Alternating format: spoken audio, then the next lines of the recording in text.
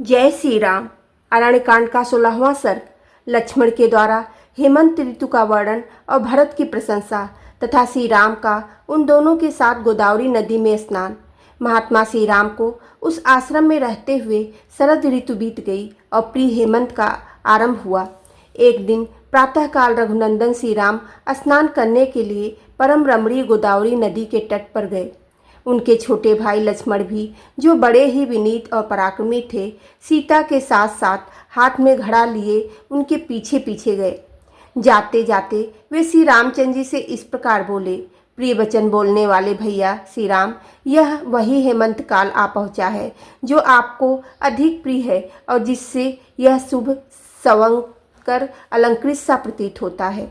इस ऋतु में अधिक ठंडक या पाले के कारण लोगों का शरीर रूखा हो जाता है। पृथ्वी पर रवि की खेती लहलहाने लगती है। जल अधिक शीतल होने के कारण पीने के योग्य नहीं रहता और आग बड़ी प्रिय लगती है। नवश्रेष्ठी कर्म के अनुष्ठान की इस वेला में नूतन अन्न ग्रहण करने के लिए की गई आग्रह कर्म रूप पूजाओं द्वारा देवताओं तथा पितरों को संतुष्ट करके उक्त आग्रह कर्म का संपादन करने वाले सत्य पुरुष निष्पाप हो गए हैं। इस ऋतु में प्रायः सभी जनपदों के निवासियों की अन्य प्राप्ति विषयक कामनाएं प्रचुर रूप से पूर्ण हो जाती है। गोरस की भी बहुतायत होती है तथा विजय की इच्छा रखने वाले भूपालगढ़ युद्ध यात्रा के लिए विचरते रहते हैं। सूर्यदेव इन दिनों यम सेवित दक्षिण दिशा का दृढ़तापूर्वक सेवन करने लगे हैं, इसलिए उत्तर दिशा सिंदूर बिंदु से वंचित हुई नारी की भांति सुशोभित या प्रकाशित नहीं हो रही है। हिमालय पर्वत तो स्वभाव से ही घनीभूत हिम के खजाने से भरा पूरा होता है, परंतु इस समय सूर्यदेव भी दक्षिणायन में चले जाने के कारण उससे दूर हो गए हैं। अतः अब अधिक हिम के संचय से संपन्न होकर हिमवान गिरि स्पष्ट ही अपने नाम को सार्थक कर रहा है। मध्याह्न काल में धूप का स्पर्श होने से हेमंत का सुखमय दिन अत्यंत सुख से इधर उधर विचरने के योग्य होते हैं। इन दिनों सुसेव्य होने के कारण सूर्यदेव सौभाग्यशाली जान पड़ते हैं और सेवन के योग्य न होने के कारण छाह तथा जल अभागे प्रतीत होते हैं। आजकल के दिन ऐसे हैं कि सूर्य की किरणों का स्पर्श कोमल जान पड़ता है, कुहासे अधिक पड़ते हैं, सर्दी सबल होती है, कड़ाके का जाड़ा पड़ने लगता है, साथ ही ठंडी हवा चलती रहती है। पाला पड़ने से पत्तों के झड़ जाने के कारण जंगल सूने दिखाई देते हैं और हिम के स्पर्श से कमल गल जाते हैं। इस हेमंत काल में रात बड़ी होने लगती है, इनमें सर्दी बहुत बढ़ जाती है, खुले आकाश में कोई सोता नहीं है। पौष मास की ये रातें हिमपात के कारण धूसर प्रतीत होती है। हेमंत काल में चंद्रमा की सौभाग्य सूर्यदेव में चला गया है। चंद्रमा सर्दी के कारण ससेव्य और सूर्य मंद रश्मि होने के कारण सेव्य हो गए हैं। चंद्रमंडल हिमकणों से आच्छन्न होकर धूमिल जान पड़ता है, अतः चंद्रदेव निःश्वास वायु से मलिन हुए दर्पण की भांति प्रकाशित नहीं हो रहे हैं। इन दिनों पूर्णिमा की चंद्रमा रात भी तुहिन बिंदुओं से मलिन दिखाई देती है, प्रकाशित नहीं होती है। ठीक उसी तरह जैसे सीता अधिक धूप लगने से सांवली सी दिखती हैं, पूर्ववत शोभा नहीं पाती। स्वभाव से ही जिसका स्पर्श शीतल है, वह पछुआ हवा इस समय हिमकणों से व्याप्त हो जाने के कारण दूनी सर्दी लेकर बड़े वेग से बह रही है। जौ और गेहूं के खेती से युक्त ये बहुसंख्यक वन भाप के ढके हुए तथा क्रौंच और सारस इनमें कलरव कर रहे हैं। सूर्योदय में इन वनों की बड़ी शोभा हो रही है। ये सुनहरे रंग के जड़हन धान खजूर के फूल के से आकार वाली बालों से, जिनमें चावल भरे हुए हैं, कुछ लटक गए हैं। इन बालकों के कारण इनकी बड़ी शोभा होती है। कुहासे से ढकी और फैली हुई किरणों से उपलक्षित होने वाले दूरोदित सूर्य चंद्रमा के समान दिखाई देते हैं। इस समय अधिक लाल और कुछ कुछ श्वेत पीत वर्ण की धूप पृथ्वी पर फैलकर शोभा पा रहे हैं। पूर्व काल में तो कुछ इसका बल जान ही नहीं पड़ता है, परंतु मध्यकाल में इसके स्पर्श से सुख का अनुभव होता है। ओस की बूंदें पड़ने से जहाँ की घासें कुछ कुछ भीगी हुई जान पड़ती है, वह वनभूमि नवोदित सूर्य की धूप का प्रवेश होने से अद्भुत शोभा पा रही है। यह जंगली हाथी बहुत प्यासा हुआ है। यह सुखपूर्वक प्यास बुझाने के लिए अत्यंत शीतल जल का स्पर्श तो करता है, किंतु उसकी ठंडक असहाय होने के कारण अपनी सूंड को तुरंत ही सिकोड़ लेते हैं। ये जलचर पक्षी जल के पास ही बैठे हैं, परंतु जैसे डरपोक मनुष्य युद्ध भूमि में प्रवेश नहीं करता है, उसी प्रकार ये पानी में नहीं उतर रहे हैं।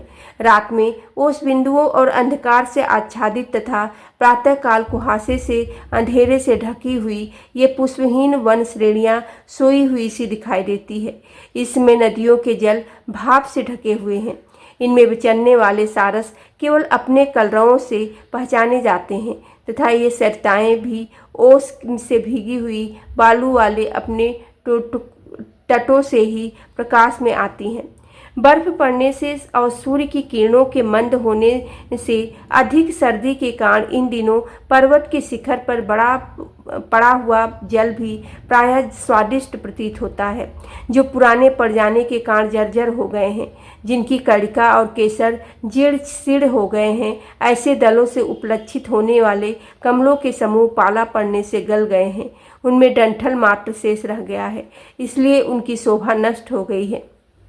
पुरुष सिंह श्री राम, इसमें धर्मात्मा भरत आपके लिए बहुत दुखी हैं और आप भी भक्ति रहते हुए नगर में ही तपस्या कर रहे हैं।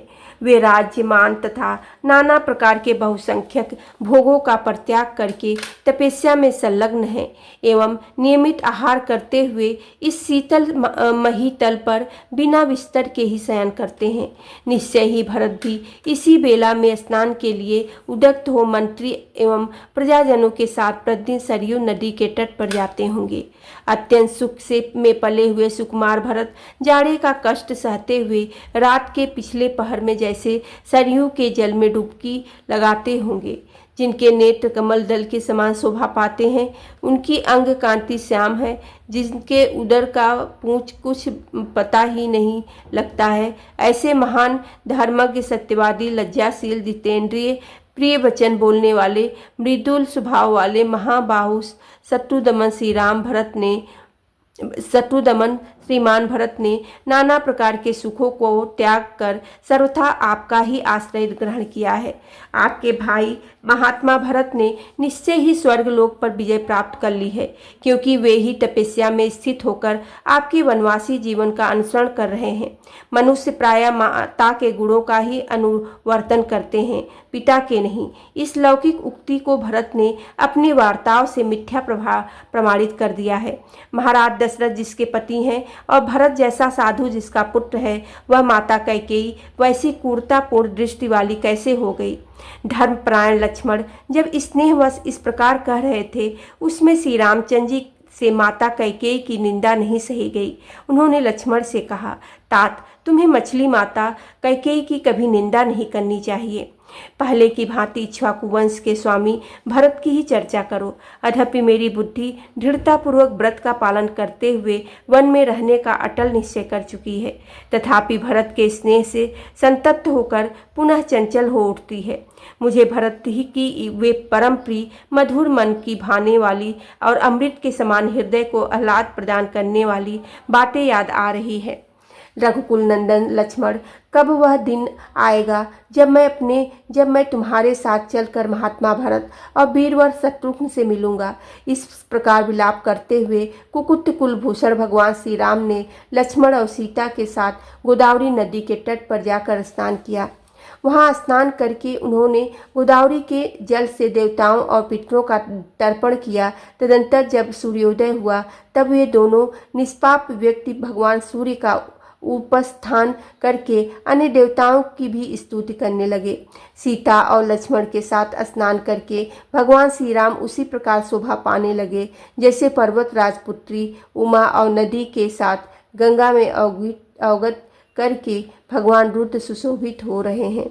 बोलो सियावरे रामचंद्र की जय, पेवेने सुते हेनु माने की जय।